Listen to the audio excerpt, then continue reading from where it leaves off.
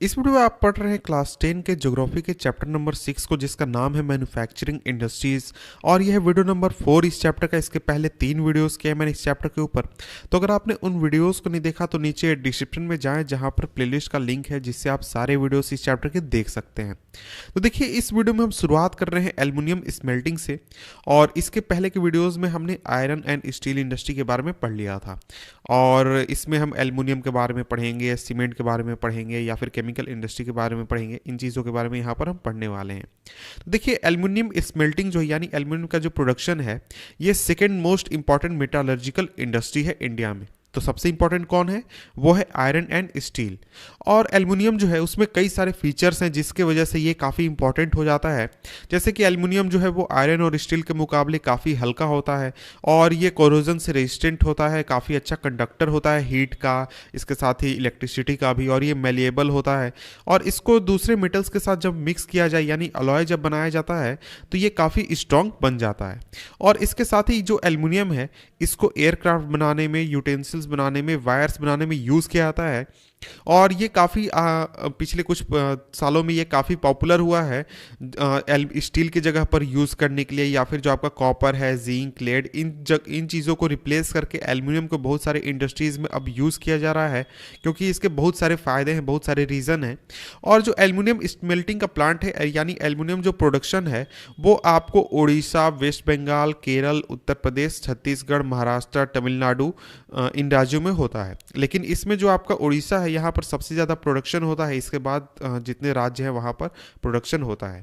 तो देखिए, यहाँ पर बताया गया कि 2008-2009 में जो इंडिया का प्रोडक्शन था, वो था 15.29 लाख मिलियन टन। तो देखिए, ये थोड़ा गलत तरीके से लिख दिया गया है।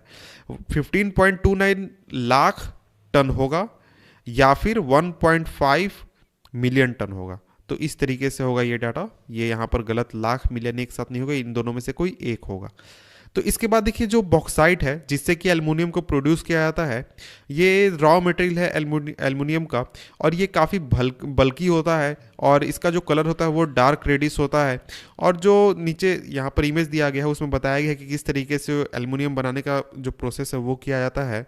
और इसके साथ ही जो इलेक्ट्रिसिटी है वो भी काफ़ी इंपॉर्टेंट है एल्युमिनियम के प्रोडक्शन में। और इसके साथ ही जो रॉ मटेरियल है वो सस्ते दामों पर चाहिए होता है, ताकि जो एल्युमिनियम है वो सस्ते दामों पर प्रोड्यूस किया जा सके। और इसके साथ ही ये ये दोनों जो चीज़ें हैं, आपका इलेक्ट्रिसिटी और रॉ मटेरियल का सप्लाई, ये दोनों चीज़ें काफ़ी इंपॉर्टेंट है कि कहाँ पर जो एल्युमिनियम इंडस्ट्री है वो बैठेगी। जैसे कि आप देखेंगे उड़ीसा में, तो उड़ीसा में आपको इलेक्ट्रिसिटी भी मिल जाती है, और इसके साथ ही जो आपका रॉ मटेरियल है वो काफ़ी सस्ते दामों पर मिल जाता है, क्योंकि उसी इलाके में इसके खान हैं, या फिर इसके जो माइंस हैं वो वहाँ पर मौजूद हैं। इसके बाद देखिए, यहाँ पर बताया गया कि 4 से 6 टन अगर हम बॉक्साइट लेते हैं, तो उससे 2 टन एल्यूमिना बनता है, और उससे 1 टन एल्यूमिनियम बनता है। इसके बाद अगर हम आगे बढ़ते हैं, तो आगे यहाँ पर नीचे आप देख सकते हैं, यहाँ पर एक प्रोसेस बताया गया कि जो एल्युमिनियम है वो किस तरीके से बनता है। तो सबसे पहले रॉ मटेरियल आता है, उसको ट्रांसपोर्ट किया जाता है, फिर उसको एल्युमिनियम रिफाइनरी में डाला जाता है, जिसमें कि एल्युमिना बनता है, और इसके साथ ही फिर इसको प्रोसेस करके एल्युमिनियम बनाया जाता है। तो इस पूरे प्रोसेस को आप डिटेल में देख सकते हैं कि किस तरीके से ये काम किया जाता है। तो यहाँ पर देखिए, एक आपको एक्टिविटी दी गई है, तो इस एक्टिविटी को आप खुद से देख सकते हैं, कर सकते हैं। इसके बाद हमारा नेक्स्ट आ जाता है, और वो है हमारा केमिकल इंडस्ट्रीज़। तो देखिए, जो केमिकल इंडस्ट्री है इंडिया में, वो बहुत ही ज़्यादा ग्रो कर रही है, काफ़ी अच्छी तरीके से ग्रो कर रही है, और काफ़ी डाइवर्सिफाई कर रही है।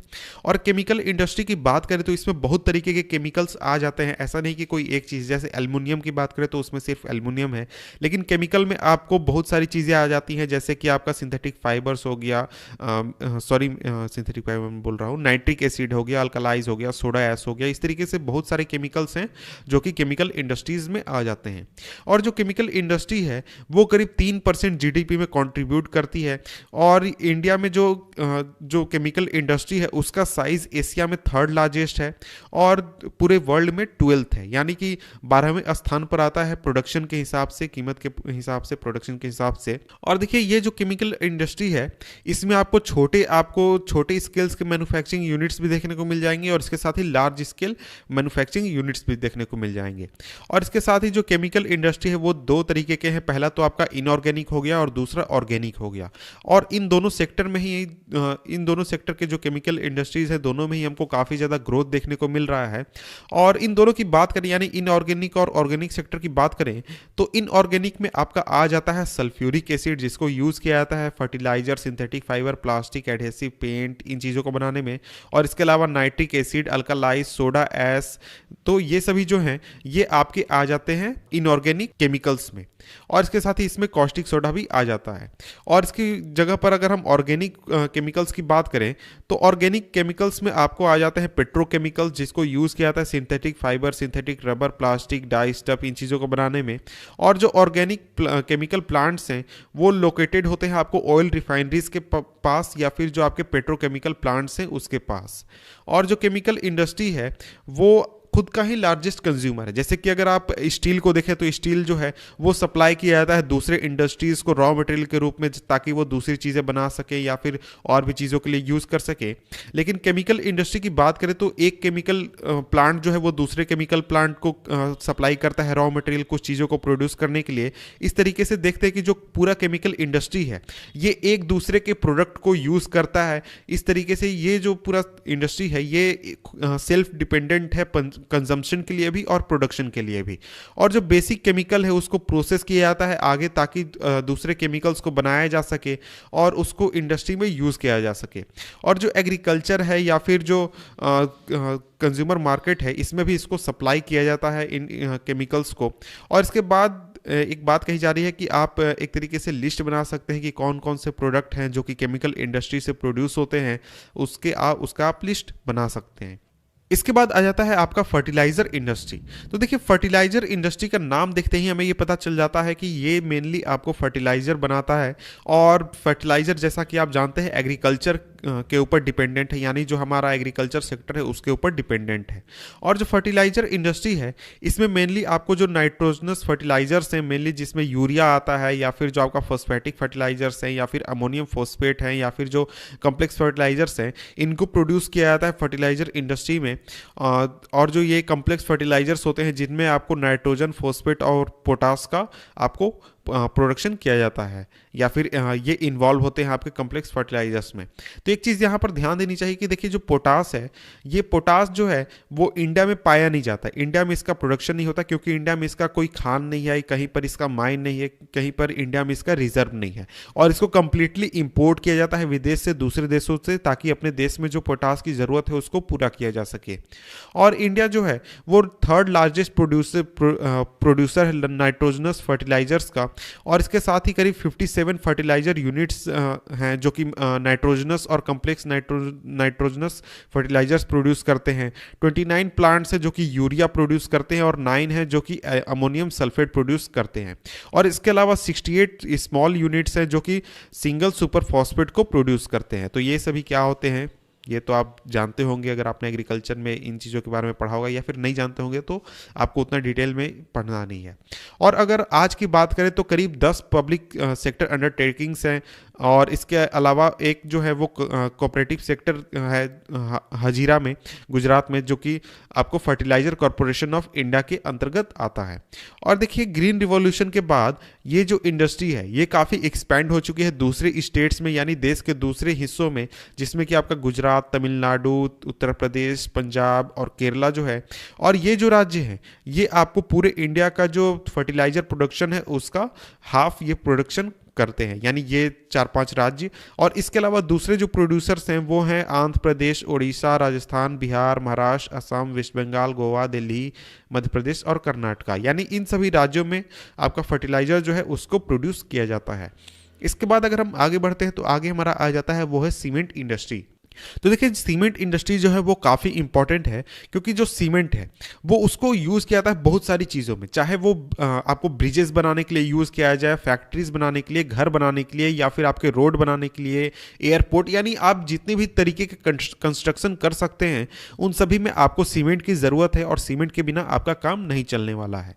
और ये जो इंडस्ट्री है यानी सीमेंट इंडस्ट्री जो है उसको एक रॉ मटेरियल की ज़रूरत होती है जो कि काफ़ी बल्कि होता है, जैसे कि आपका इसमें लाइम स्टोन आ गया, सिलिका आ गया, एल्यूमिना आ गया, या फिर जिप्सम आ गया। ये सभी जो रॉ मटेरियल है इसकी ज़रूरत होती है सीमेंट इंडस्ट्री को। और इसके अलावा कोल और इलेक्ट्रिक पावर की भी ज़रूरत होती है, और इसके साथ ही रेल ट्रांसपोर्टेशन की भी ज़रूरत है, ताकि जो रॉ मटेरियल है उसको सीमेंट इंडस्ट्री तक पहुंचाया जा सके, और इसके बाद जो प्रोडक्ट बनकर निकलता है प्रोडक्ट को मार्केट तक पहुंचाया जा सके। और इस इंडस्ट्री के काफ़ी सारे प्लांट्स आपको गुजरात में देखने को मिल जाएंगे, और इसका रीज़न ये है कि जो आपके गल्फ कंट्रीज़ हैं, यानी जो आपका मिडिल ईस्ट के कंट्रीज़ हैं, जैसे कि इराक, ईरान, इस इलाके के जो कंट्रीज़ हैं, वहाँ पर जो सीमेंट है उसको पहुँचाया जा सके पोर्ट के ज़रिए या फिर जहाज़ के ज़रिए पहुँचाया जा सके, इसलिए इन रीजन्स में यानी गुजरात में आपके ये प्लांट्स काफ़ी बड़ी संख्या में मौजूद हैं। और इंडिया में अगर हम बात करें तो इंडिया में जो फर्स्ट सीमेंट प्लांट था वो सेटअप किया गया था चेन्नई में 1904 में, और इंडिपेंडेंस के बाद ये जो इंडस्ट्री थी ये काफ़ी एक्सपैंड हुई। और इसके साथ ही जब 1989 में इसके प्राइस को यानी सीमेंट के प्राइस को डी कंट्रोल कर दिया गया और इसके डिस्ट्रीब्यूशन को डी कंट्रोल कर दिया गया, इसके बाद जो बहुत सारे रिफॉर्म्स लाए गए, इसकी वजह से जो सीमेंट इंडस्ट्री है उसमें काफ़ी रैपिड ग्रोथ हमको देखने को मिलता है।